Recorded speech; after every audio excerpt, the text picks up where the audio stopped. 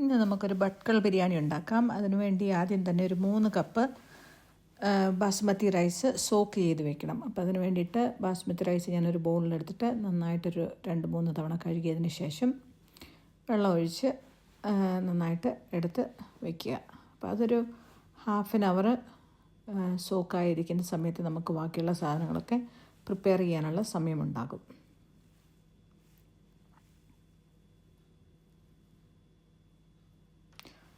അതിനുശേഷം ഞാൻ ഇന്ന് എടുത്തിരിക്കുന്നത് ഒരു 1.5 കിലോ ചിക്കനാണ്. അപ്പം ആ ചിക്കന് വിത്ത് ബോണാണ്. അതൊരു പാത്രത്തിലേക്ക് നമ്മൾ എടുത്ത് വെച്ചിട്ട് കഴുകി വൃത്തിയാക്കിയ ചിക്കന് അതിലേക്ക് നമുക്ക് ഇടേണ്ടത് ആദ്യം തന്നെ ടേസ്റ്റിന് ആവശ്യമായിട്ടുള്ള ഉപ്പ്, പിന്നെ 1 സ്പൂണ് മഞ്ഞൾപ്പൊടി, അത് കഴിഞ്ഞ് ഒരു 1.5 സ്പൂണ് ഇഞ്ചി വെളുത്തുള്ളി പേസ്റ്റും, ഒരു 3 സ്പൂണ് തൈര്, നല്ല കട്ട തൈരായിരിക്കണം, അതെല്ലാം കൂടെ ചേർത്ത് കലർത്തി വയ്ക്കുക. അതിൻ്റെ കൂടെ തന്നെ ഒരു അര നാരങ്ങയും കൂടെ പിഴിഞ്ഞൊഴിച്ചാൽ നല്ലതായിരിക്കും. പിന്നെ നമുക്കിതിന് ഗ്രേവി ഉണ്ടാക്കാൻ വേണ്ടിയിട്ട് ഞാനൊരു 6 മീഡിയം സൈസ് ഉള്ളിയും ഒരു 4 ടൊമാറ്റോയും എടുത്തേക്കുന്നത്. ഉള്ളി നന്നായിട്ട് തിന്നായിട്ട് അരിയുക. അപ്പോൾ അന്നേരം നമുക്ക് വഴറ്റുമ്പം നന്നായിട്ട് സോഫ്റ്റായിട്ട് കിട്ടും. ഉള്ളി നിങ്ങൾക്ക് ഏത് രീതി വേണമെങ്കിലും അരിയാം കേട്ടോ. എനിക്ക് എളുപ്പത്തിന് കയ്യിൽ അരിയാണ്, ഫിംഗർ ഗാർഡ് ഇട്ടിട്ടുണ്ട്, അത് കാരണം വിരൽ മുറിയാതെ. ഇതെല്ലാം കൂടെ ഒരു പ്ലേറ്റിലേക്ക് മാറ്റാം.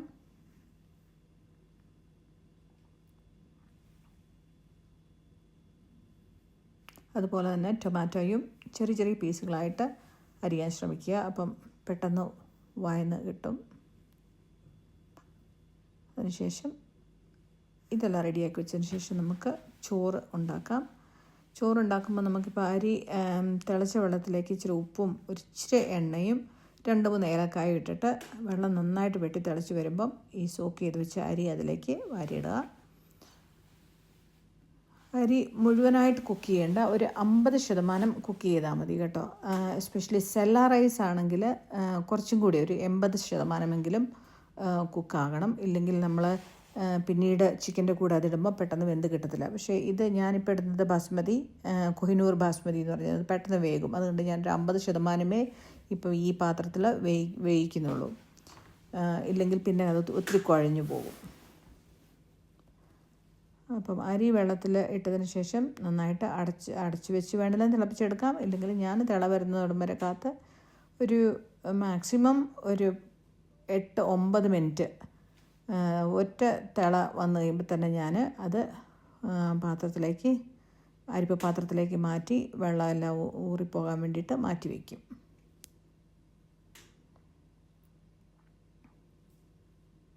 അത് നമ്മൾ എടുക്കുന്നതിന് മുമ്പ് കുറച്ച് കെറ്റിലിൽ വെള്ളം ചൂടാക്കിയിട്ടൊന്ന് ഒഴിക്കുവാണെങ്കിൽ അതിൻ്റെ ആ പശയൊക്കെ ഒന്ന് വിട്ട് കിട്ടും. അപ്പം നമുക്ക് അരിപ്പ പാത്രത്തിലേക്ക് മാറ്റുമ്പം അരിമണികളെല്ലാം വിട്ട് തന്നെ കിടക്കും.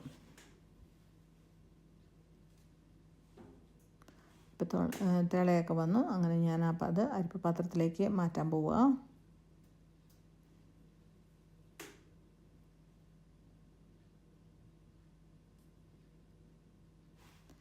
ഈ ബിരിയാണി ഒരാൾ തന്നെ ചെയ്യുമ്പോൾ ഇതൊരു മൾട്ടി ടാസ്കിങ് പോലെ തോന്നും. കാരണം ഗ്രേവി റെഡിയാക്കണം, ചോറ് റെഡിയാക്കണം, പക്ഷേ എല്ലാം പെട്ടെന്ന് നടക്കും. മറ്റു ബിരിയാണിയെ ഉദ്ദേശിച്ച് ഭട്കൽ ബിരിയാണി ഏറ്റവും എളുപ്പമുള്ള ബിരിയാണിയാണ്, ഏറ്റവും സ്വാദേറിയതും ടേസ്റ്റുള്ളതുമാണ്. അപ്പോൾ നമുക്കിനി ഗ്രേവി ഉണ്ടാക്കാൻ പോകാം. അതിന് വേണ്ടിയിട്ട് ആദ്യം തന്നെ ഒരു പാൻ അടുപ്പിൽ വയ്ക്കാം. അതിലേക്ക് കുറച്ച് നെയ്യ് ഒഴിച്ചു കൊടുക്കാം. അധികം നെയ്യുടെ ആവശ്യമില്ല ഇതിന്. കൂടെ ഇച്ചിരി സൺഫ്ലവർ ഓയിലും കൂടെ. അതിലേക്ക് 3-4 ഏലക്കായ, പിന്നെ കുറച്ച് പട്ട, പിന്നെ ഗ്രാമ്പൂ 2 അതിലേക്ക് നമ്മൾ അന്നേരം സ്ലൈസ് ചെയ്ത് വെച്ച് ഉള്ളി എല്ലാം കൂടി ഇട്ട് കൊടുക്കുക. ഇത് ഈ ബിരിയാണിക്ക് ഒരു ചെറിയ സ്വീറ്റ്നെസ് ഉണ്ടാകും.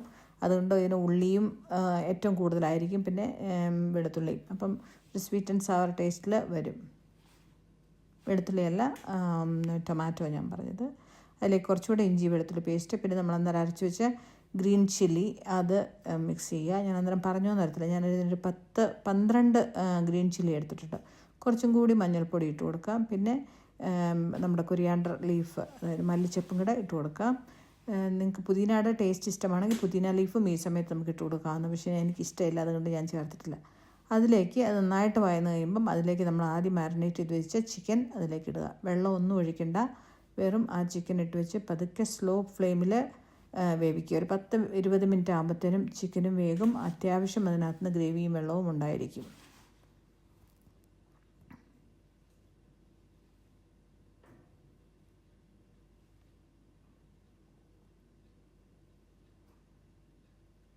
ഇപ്പം നമുക്ക് കാണാം ആ ചിക്കനകത്ത് ആവശ്യത്തിന് വെള്ളം ഉണ്ടായിട്ടുണ്ട്. അതിലേക്ക് നമ്മൾ ഈ പകുതി വേവിച്ച് വെച്ചിരുന്ന ആ ചോറ് ഇതിൻ്റെ മുകളിലേക്ക് ഇട്ട് കൊടുക്കുക. നന്നായിട്ട് തട്ടിപ്പൊത്തി വെച്ചതിന് ശേഷം അതിൻ്റെ മുകളിൽ കുറച്ചും കൂടി മല്ലിച്ചപ്പ് ഇട്ടിട്ട് ഒരിച്ചിരി നെയ്യ് കുറച്ച് വിതറിയിടുക. അപ്പോൾ അത് തന്നെത്താൻ ഉരുകി തന്നെ അതിലേക്ക് അങ്ങ് ചേർന്നോളും. അത് കഴിഞ്ഞിട്ട് അടച്ചു വെച്ചതിന് ശേഷം തീ നന്നായിട്ട് കുറച്ച് വെച്ച് ഒരു 20 മിനിറ്റ് നേരം കുക്ക് ചെയ്യുക. അങ്ങനെ കുക്ക് ചെയ്തെടുത്ത് കഴിയുമ്പം നല്ല അടിപൊളിയായിട്ട് സെറ്റായ ബിരിയാണി, അതായത് ദമ്മിട്ട ബിരിയാണി എന്ന് പറയല്ലേ, അതുപോലെ ഉണ്ടാവും. നല്ല ടേസ്റ്റുമാണ്.